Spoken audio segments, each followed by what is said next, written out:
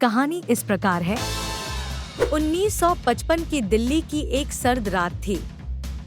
5 दोस्त राज, सिया, अमित, निहाल और पूजा एक पुरानी हवेली में पिकनिक मनाने का फैसला करते हैं। यह हवेली शहर के बाहरी इलाके में स्थित थी और कई डरावनी कहानियों के लिए मशहूर थी। लेकिन दोस्तों को इन कहानियों पर यकीन नहीं था। वे अपने ग्रुप के सबसे साहसी माने जाते थे और किसी भी साहसिक काम का हिस्सा बनने के लिए हमेशा तैयार रहते थे। हवेली के पास पहुंचते ही वे सभी उत्साहित हो जाते हैं। हवेली के बड़े बड़े दरवाजे और टूटी फूटी खिड़कियां उन्हें एक अलग रोमांच का एहसास दिलाती हैं।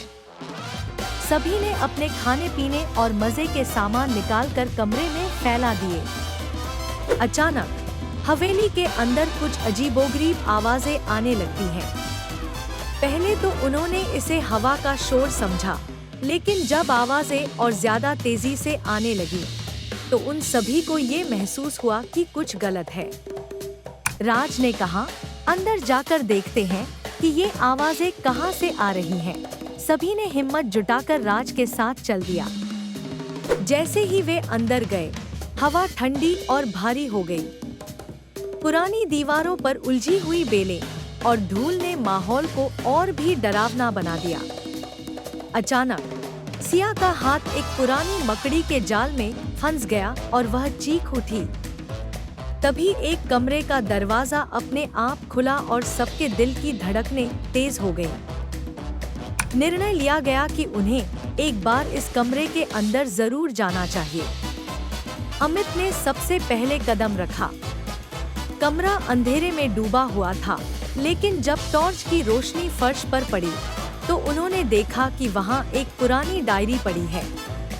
निहाल ने उसे उठाया और पढ़ना शुरू किया।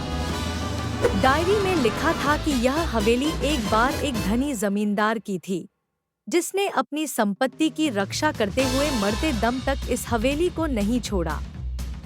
हवेली के अंदर छुपी दौलत को कोई भी चुराने की कोशिश करता, तो उसे भूतिया चमत्कारों का सामना करना पड़ता। यह जानकर पांचों दोस्तों के चेहरे पर डर ने अपना घर बना लिया। तभी खिड़कियों के शीशे अचानक टूटने लगे और हवेली झंझोरने लगी।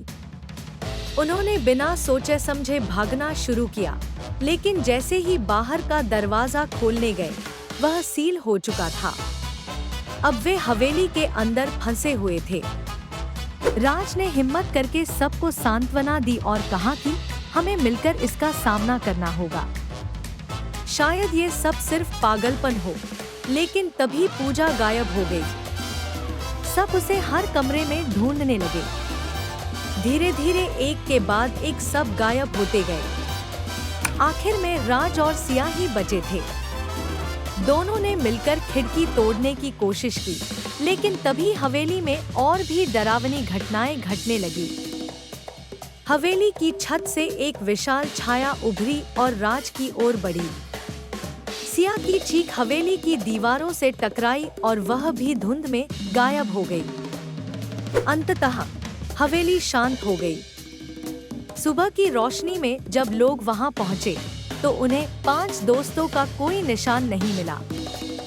सिर्फ हवेली के पुराने दरवाजे और दीवारें उनकी दर्दनाक कहानी बयां कर रहे थे। और ये हवेली फिर से एक भूतिया कहानी का हिस्सा बन गई, जो हर रात दिल्ली के लोगों को डराती रहती है। कहानी समाप्त। लाइक और सब्सक्राइब करें ऐसी और भूतिया कहानियों के लिए।